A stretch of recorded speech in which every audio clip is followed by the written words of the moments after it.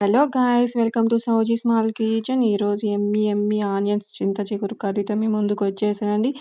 Onions చింత చిగురు curry ఉంటుందండి. మామూలుగా ఉండదు.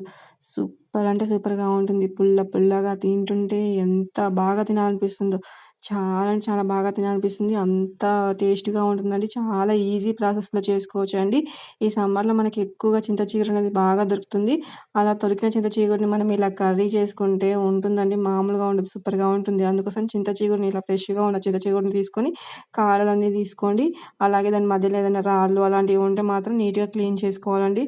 ఎందుకంటే మొత్తం దాని లోపల అంత చెత్త ఏదైనా రాళ్ళు అలాంటివి లేకుండా నీట్‌గా క్లీన్ చేసుకుంటేనే మనం కర్రీ వండుకున్నప్పుడు చాలా టేస్ట్‌గా ఉంటుంది. అలా క్లీన్ చేసుకున్న చింత చిగురుని పక్కకు పెట్టుకొని ఇప్పుడు కొన్ని ఆనియన్స్‌ని కూడా కట్ చేసుకోండి. ఆనియన్స్ అనేవి కొన్ని ఎక్కువనే వేసుకోవాలి. ఈ కర్రీలో చాలా టేస్ట్‌గా ఉంటుంది.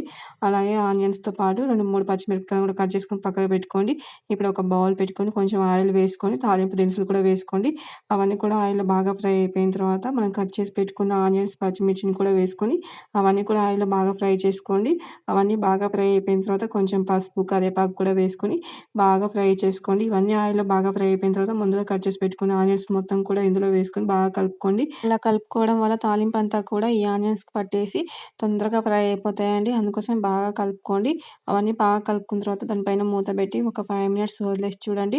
5 మినిట్స్ తర్వాత మళ్ళా మూత తీసి బాగా కలుపుకోవాలండి. ఇలా మనం బాగా కలుపుకుంటూ ఫ్రై చేసుకుంటే ఆనియన్స్ అనేవి ఆయిల్‌లో బాగా ఫ్రై అయిపోయి ఈ కర్రీ అనేది చాలా అంటే చాలా టేస్ట్‌గా ఉంటుందండి. మీరు కూడా కంపల్సరీ ట్రై చేయండి. మనకు చింత చిగురు అనేది సమ్మర్‌లో మాత్రమే దొరుకుతుంది. అందుకోసం ఈ సమ్మర్‌లో చింత చిగురు దొరికినప్పుడు మంచిగా ఇలా కొనుక్కొచ్చుకొని గానీ, మీకు వీలుంటే చెట్టుకు తెంపుకొని గానీ, ఇలా వండుకోవడానికి ట్రై చేయండి. చాలా అంటే చాలా టేస్ట్‌గా ఉంటుందండి ఈ కర్రీ. పుల్ల పుల్లగా తింటా ఉంటే తినాలనిపిస్తుంది. మామూలుగా మనం రోజు వెజిటబుల్స్ అవి కూరగాయలతోని వండుకుంటాం గానీ, ఈ సీజన్‌లో దొరికే ఇలా చింత చిగురుతోని కూడా కర్రీ చేసుకుంటే చాలా టేస్ట్‌గా ఉంటుంది. అందుకోసం ఇలా ట్రై చేయండి. ఆనియన్స్ అనేవి బాగా ఫ్రై అయిపోయిన తర్వాత చింత చిగురుని బాగా క్లీన్ చేసుకొని ఇందులో వేసుకోవాలండి. చింత చిగురుని క్లీన్ చేసుకోవడం వల్ల దాంట్లో ఉన్న టేస్ట్ అంతా వెళ్ళిపోతుంది. అందుకోసం క్లీన్ చేసుకున్న తర్వాత ఇందులో వేసుకోండి. చింత చిగురు కూడా వేసుకున్న తర్వాత బాగా కలుపుకోండి. అలా కలుపుకోవడం వల్ల ఆయిల్ అంతా కూడా చింత చిగురుకు బాగా పట్టేసి తొందరగా ఫ్రై అయిపోతుంది. ఆయిల్‌లో బాగా ఫ్రై చేసుకోవాలండి. చింత చిగురునైనా, ఆనియన్స్ అయినా కానీ ఆయిల్‌లో కాకుండా మనం వాటర్ వేసామనుకోండి అస్సలు బాగోదు కర్రీ అనేది. అందుకోసం వాటర్ వేయకుండా ఓన్లీ ఆయిల్‌లోనే ఇలా మధ్య మధ్యలో కలుపుకుంటూ బాగా ఫ్రై చేసుకుంటేనే ఈ కర్రీ అనేది సూపర్ అంటే సూపర్‌గా ఉంటుంది.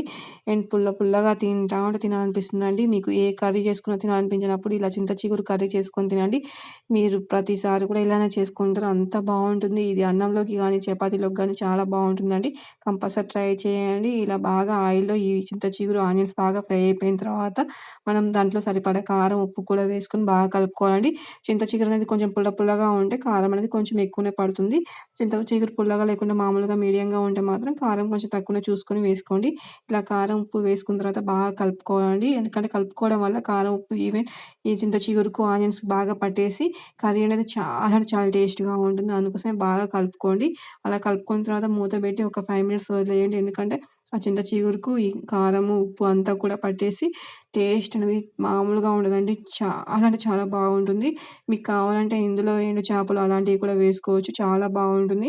మీకు ఇష్టం లేకపోతే ఇలా వండుకున్నా బాగుంటుందండి. కానీ ఆనియన్స్ చింత చిగురు కర్రీ అయితే ఇక ఉంటుందండి. సూపర్‌గా ఉంటుంది. అందుకోసం కంపల్సరీ ట్రై చేయండి. చాలా ఈజీ ప్రాసెస్ అండి. ఎంత ఫాస్ట్‌గా అయిపోతుందంటే అంత ఫాస్ట్‌గా అయిపోతుంది. అండ్ తినాలనిపించినప్పుడు మీరు కంపల్సరీ చింత చిగురు తెచ్చుకొని వండుకోండి. ఎప్పుడు వండుకున్నా ఇదే ప్రాసెస్‌లో వండుకుంటారు. అంత బావుంటుంది కాబట్టి ఇప్పుడు చూడొచ్చండి ఎంతో యమ్మీ యమ్మీ చింత చిగురు ఆనియన్స్ కర్రీ రెడీ అయిపోయిందండి. ఇది వేడి వేడి అన్నంలో ఈ చింత చిగురు ఆనియన్స్ కర్రీ పెట్టుకొని తింటే ఉంటుందండి. ఇక మనకి ఏ కూర కూడా అవసరం లేదు. అంత బావుంటుంది. మీరు కూడా ట్రై చేయండి. అలాగే మీకు గనక మన ఛానల్ నచ్చినట్లయితే లైక్ చేయండి, షేర్ చేయండి. అలాగే సబ్స్క్రైబ్ చేసుకోండి.